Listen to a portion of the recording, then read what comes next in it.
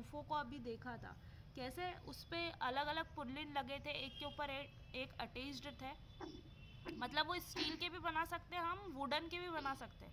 तो आज भी जो मैकेनिज़्म है अगर वो सही तरीके से फॉलो करते हैं तो स्ट्रक्चर वैसे के वैसे आज भी हमने देखे 50-60 साल पुराने, वो नहीं गिरते। वो खंडर है, उनके अंदर कोई भी नहीं रहता तो भी वो नहीं गिरते।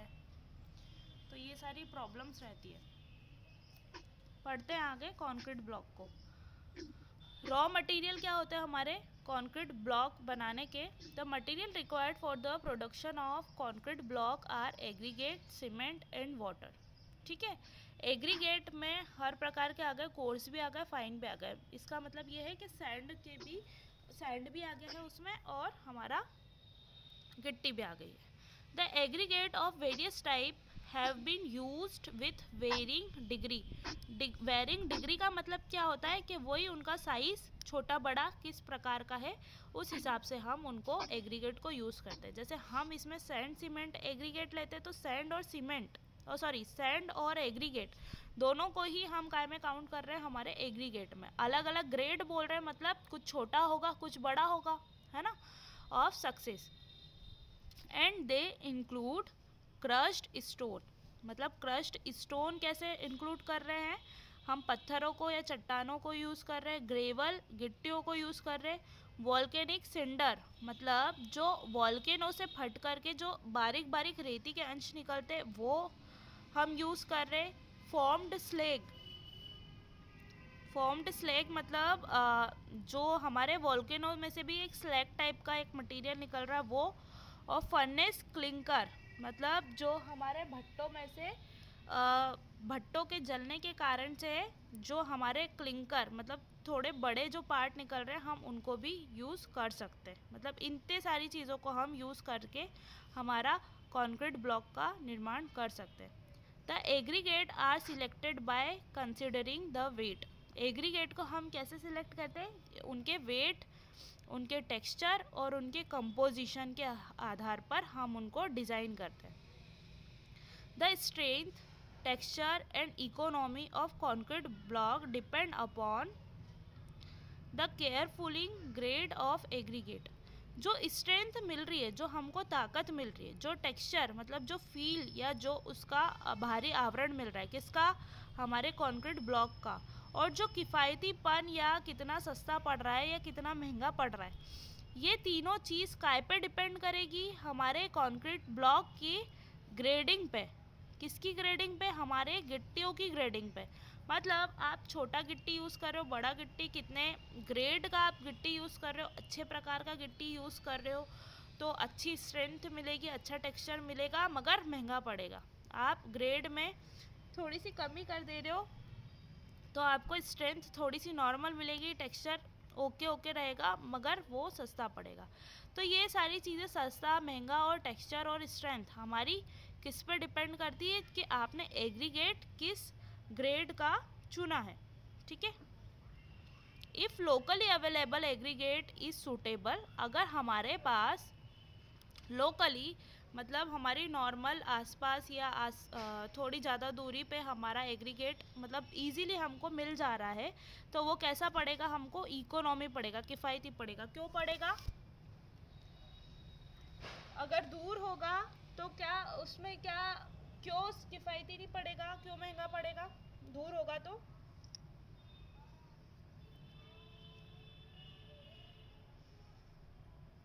आसपास में ही अवेलेबिलिटी है, उपलब्धता है, तो सस्ता क्यों पड़ेगा? और दूर दूर है तो महंगा क्यों पड़ेगा?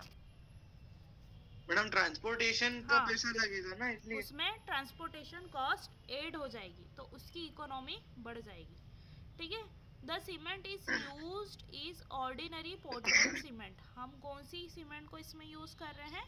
ओपीसी, हमारी जो बेसिक सीमेंट है सबसे पहली जो हर जगह पर पे यूज़ होती है हम उसको यूज़ कर रहे हैं। The water required is normal portable water. Normal portable water मतलब हम उसमें अल्कली नहीं होनी चाहिए, हमारे सॉल्ट्स प्रेजेंट नहीं होने चाहिए। मतलब वाटर कैसा होना चाहिए? हमारा जो बेसिक जो सीमेंट से रिएक्ट नहीं करे ऐसा वाटर होना चाहिए। अब देखते हैं इसकी मैन्युफैक्चरिंग। ये बनते कैसे, हमारे जो कंक्रीट ब्लॉक रहते हैं वो कैसे बनाए जाते हैं या कैसे बनते हैं। The fully automatic plants are available for the manufacturing high strength concrete block. ये हम ऐसे नहीं एक एक ब्लॉक नहीं बनाते इनको, इनके जो मोल्डिंग रहती है, मतलब जो सांचे रहते हैं, जो इनका केस रहता है इनको बनाने के लिए, वो पहले से ही फिक्स रहेगा और प्लांट भी फिक्स रहेंगे। जैसे हमारा रेडी मिक्स कंक्रीट ऑलरेडी हमारी मिक्सचर्स में बन करके मिक्स होकर के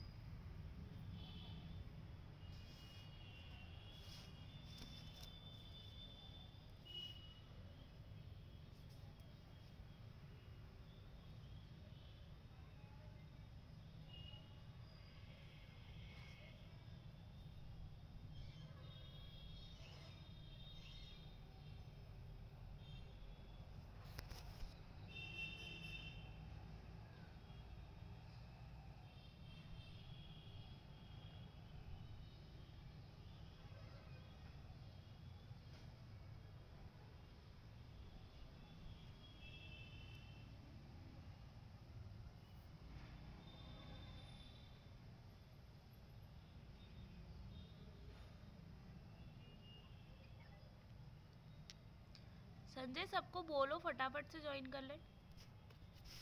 हाँ मैम, ये वही एसएससी ब्लॉक है ना जो मैं बता रहा था इनके बारे में एक बार। ये पहले से बने हुए रहते हैं। हाँ, इनको सिर्फ लाया जाता है और सिर्फ फिक्स कर दिया जाता है।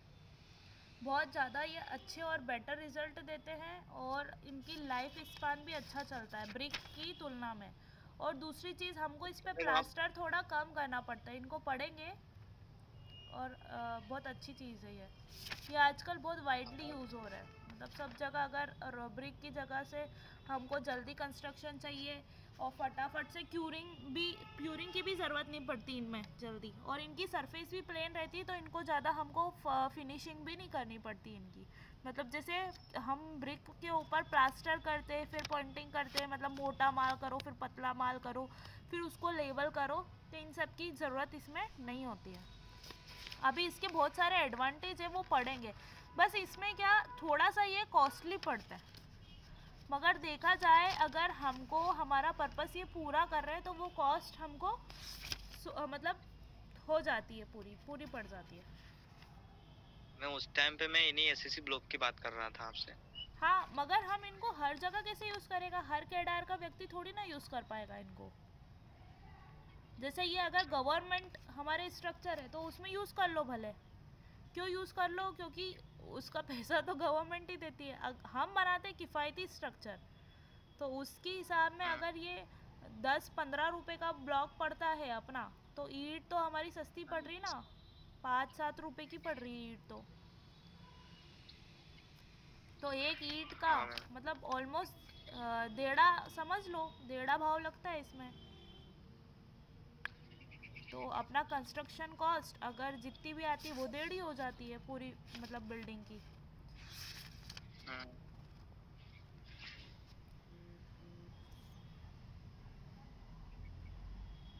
कक्षा में नहीं आ गए,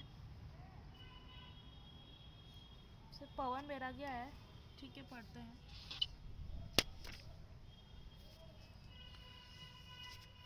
ऑर्डिनरी पोर्टलैंड सीमेंट का इसमें यूज़ किया जाता है और नॉर्मली पोर्टेबल वाटर का इसमें यूज़ करा जाता है। मैन्युफैक्चरिंग इसकी कैसी होती है, हमारे जो ऑटोमेटिक प्लांट्स आते हैं जिसमें क्या होता है, बैचिंग हो जाती है, मिक्सिंग हो जाती है, फिर पानी डालने के बाद इसकी प्लेसिंग हो जाती है। मतलब एक एक ब्लॉक के अंदर में हम कैसे इसको पोर करते हैं, ठीक है। इसको पोर करने के बाद इसको कॉम्पेक्शन होता है, वही सारी प्रोसेस जो कॉन्क्रीटिंग में हम लेते हैं वही सारी प्रोसेस हमारी ब्लॉक बनाने में भी होती है, ठीक है।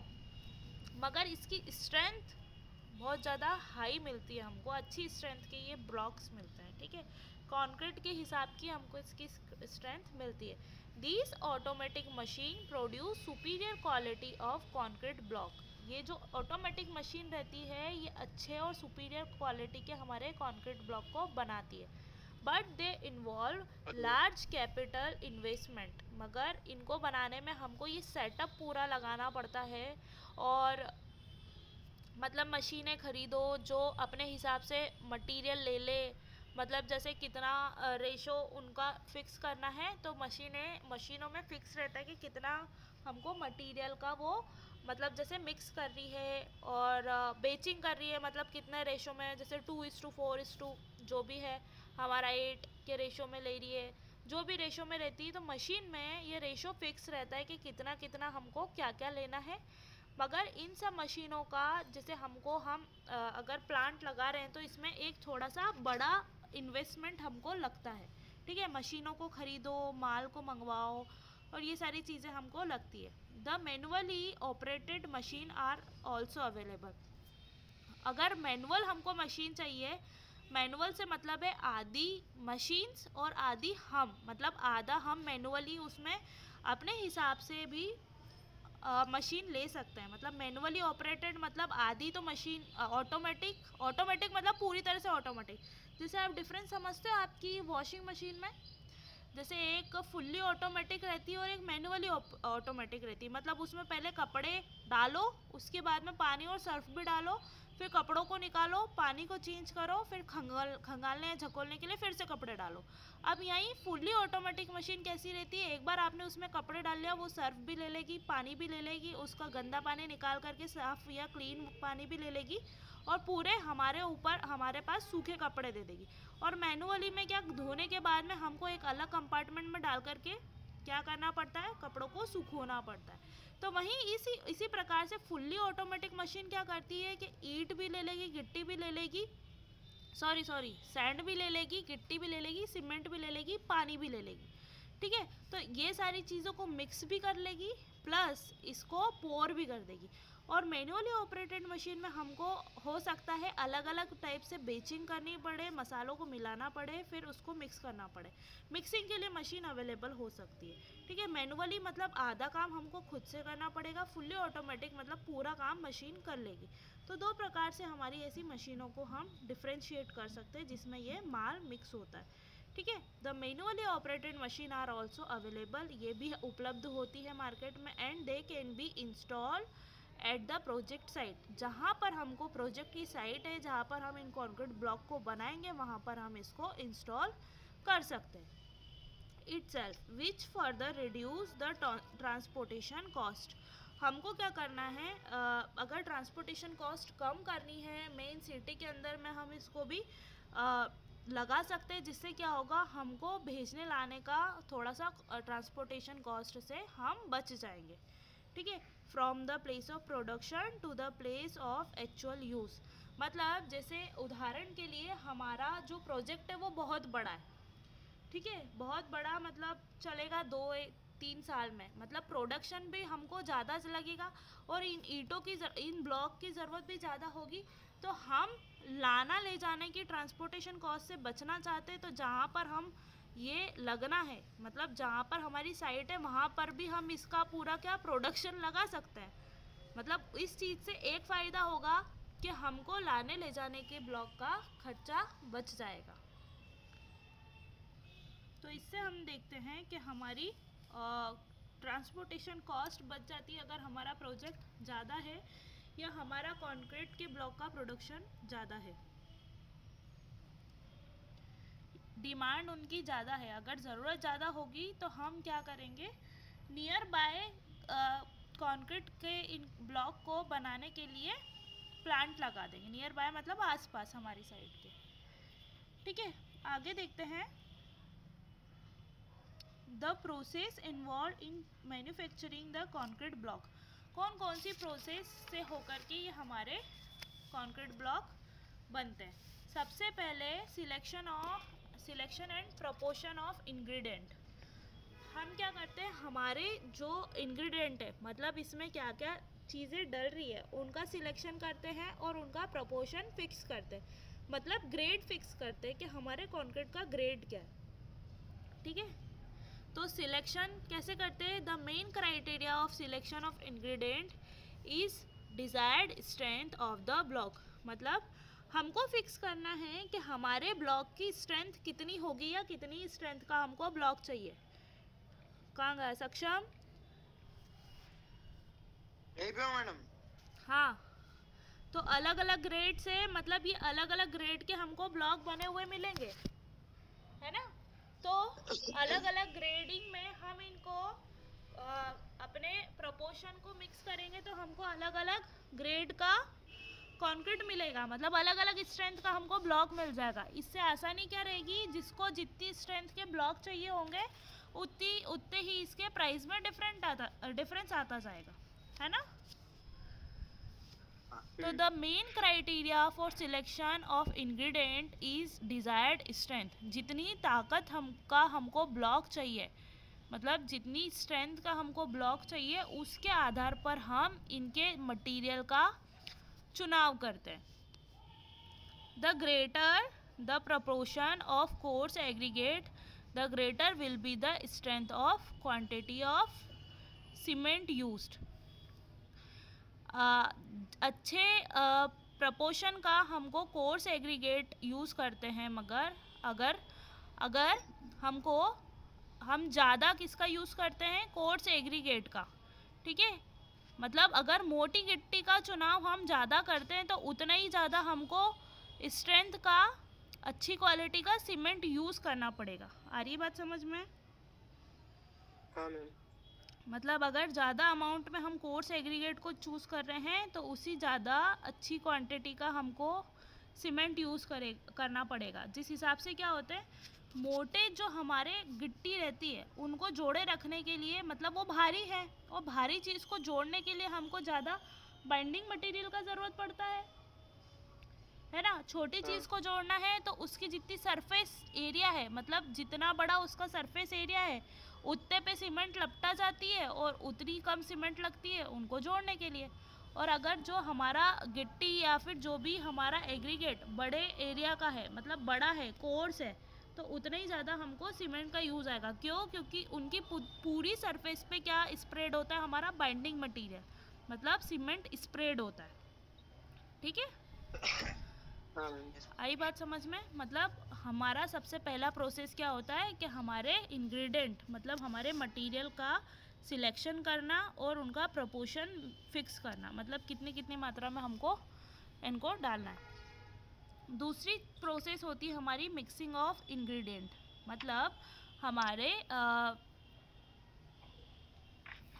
जो इंग्रेडिएंट हमने लिए हैं उनको प्रॉपर तरीके से मिक्स करना, ठीक है। The blending of aggregate, cement and water should be done very carefully. बहुत संभल करके हमको इन सबको मिक्स करना पड़ता है। The mixing should be preferably be take place in the machine mixer. Mixer के लिए मैंने आपको बताए थे अलग अलग प्रकार के मिक्सर होते हैं। हमारे हैंड से जो मिक्सर करते हैं वो मैनुअली मिक्स होते हैं, और जो मशीन से मिक्स होते हैं वो हमारे मशीन मिक्सर होते हैं, ठीक है। तो ये जितना अच्छा मिक्स होंगे हमारा मटेरियल उतना ही यूनिफॉर्म बनेगा, मतलब जो हमारा कंक्रीट है वो उतना ही अच्छा बनेगा, ठीक है। तो हमारी स्ट्रेंथ भी अच्छी तरीके से मिलेगी। अगर हमारा कोई भी मटेरियल सही तरह से मिक्स ही नहीं है, एक जगह एक चीज़ ज़्यादा हो रही है, दूसरी जगह दूसरी चीज़ ज़्यादा हो रही है, तो प्रॉपर उनमें बाइंडिंग नहीं बन पाएगी ना, प्रॉपर जो स्ट्रेंथ हमको चाहिए वो स्ट्रेंथ हमको भी नहीं मिल पाएगी।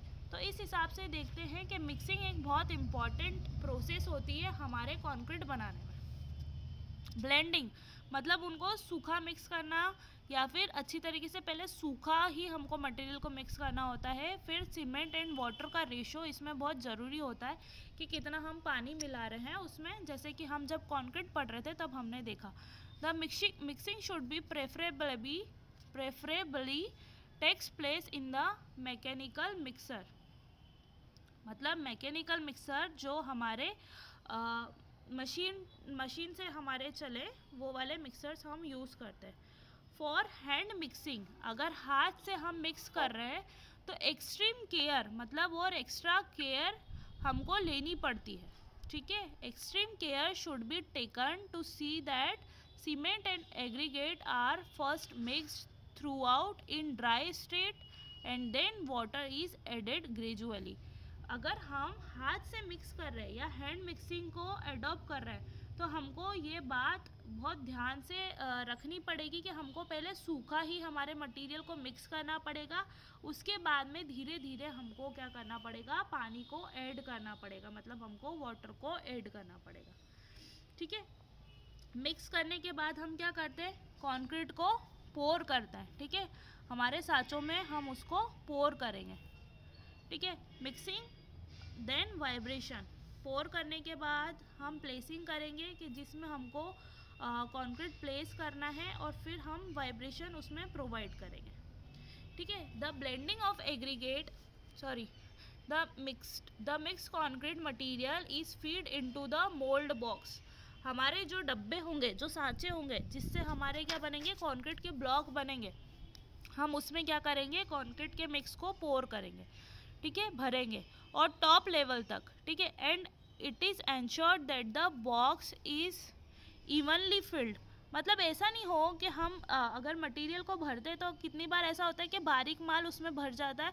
मतलब प्रॉपरली उसमें एग्रीगेट भी होने चाहिए, उसमें फाइन कोर्स सब तरह के एग्रीगेट होने चाहिए, और वो पूरा एक जैसा ही भराना चाहिए हमारा बॉक्स। और फिर क्या करते हैं, the vibration of concrete is done. हम उन ब्लॉक को, उन बक्सों को जिसमें हमने कंक्रीट के ब्लॉक बनाने हैं, उसको क्या करते हैं, वाइब्रेशन देते हैं। मतलब उसके सारे अंदर के जो एयर वॉइड है उनको ख़त्म करते हैं, till it has uniformly settled in that mould box, जब तक कि वो पूरे हमारे मोल्ड बॉक्स में सेटल्ड नहीं हो जाता। ठीक है, समझ में आया? पहले क्या करेंगे, कंक्रीट का मिक्सचर जो रहेगा वो हमारे मोल्ड बॉक्स में भरेंगे टॉप लेवल तक, मतलब पूरा फिल कर देंगे, और इस बात का ध्यान रखेंगे कि वो एक जैसा फिल्ड हुआ है कि नहीं हुआ है। फिर क्या करेंगे, हम उसको वाइब्रेशन देंगे, मतलब उसको वाइब्रेटिंग मशीन के ऊपर हमारे कंक्रीट ब्लॉक्स वाइब्रेट होंगे, जिससे क्या होता है, हमारे कंक्रीट का पूरी तरह से कॉम्पेक्शन हो जाता है। ठीक है, कॉम्पेक्शन होगा तो ये चीज़ क्या बताती है, हमारा यूनिफॉर्मली सेटल्ड है हमारा कंक्रीट पूरे हमारे मोल्ड बॉक्स के अंदर। जब हमारे मोल्डिंग बॉक्स हार्ड हो जाएंगे तो फिर हम क्या करेंगे, उनको खोलेंगे, बॉक्स को खोला जाएगा और हमारे कंक्रीट के ब्लॉक को निकाला जाएगा। फिर उनको फर्दर क्या किया जाएगा संजय, क्या किया जाएगा, हमारी जो सीमेंट रहती है वो क्या प्रोड्यूस करती है,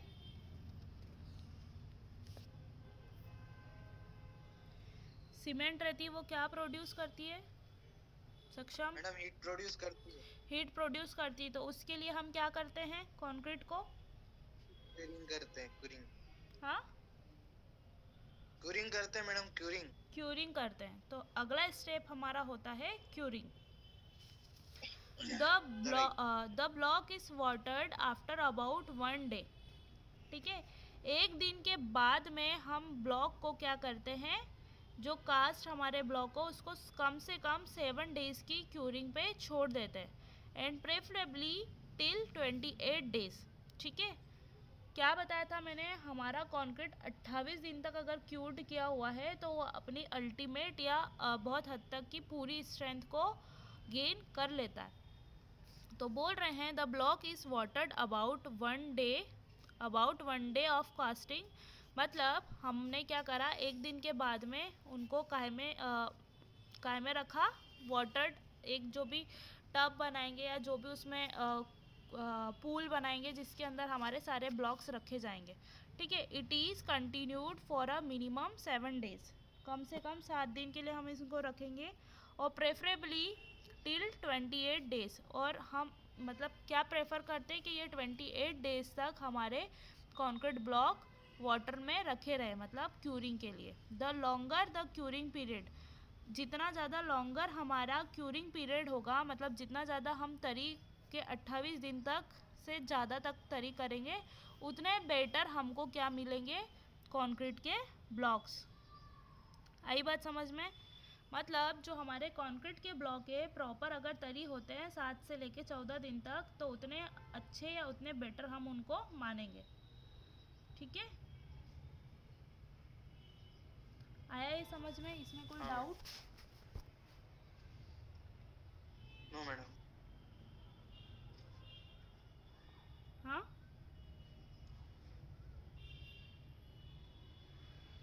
कोई डाउट है इसमें? No madam. ठीक है, सबसे पहला प्रोसेस क्या करा इसमें, selection and proportion of ingredient. Second क्या करा, इनको मिक्स करा। अगर हमारे मशीन मिक्स है तो हमको हाँ एक साथ में सबको मिक्स कर लेंगे। हैंड मिक्स है तो पहले ड्राई मिक्स करेंगे, फिर पानी डाल करके मिक्स करेंगे। फिर क्या करेंगे, प्लेसिंग करेंगे, मतलब हमारे मोल्ड या बक्सों के अंदर में हमने कंक्रीट को पोर करा और प्लेस करा। फिर क्या करा, उसको वाइब्रेशंस दिए। वाइब्रेशन देने का हमारा मकसद क्या होता है कि पूरी तरह से हमारा कंक्रीट के अंदर कोई भी हवा की गैपिंग नहीं रहे और वो कॉम्पैक्ट हो जाए, मतलब पूरे हमारे कंक्रीट ब्लॉक्स हैं जो वो पूरा मटेरियल से फील हो जाए। जब ये हो जाएंगे तो एक दिन के बाद में हम इनको क्यूरिंग पॉन्ड में डाल देंगे। हमारे जो भी पॉन्ड होते हैं क्यूरिंग करने के लिए उसमें इनको डाल देंगे। फिर 7 दिन से लेकर के 28 दिन तक इनको क्या करेंगे, क्यूरिंग करते रहेंगे। अच्छे रिजल्ट्स के लिए ज़्यादा पीरियड की क्यूरिंग हमको अच्छी रहती है। ठीक है, आगे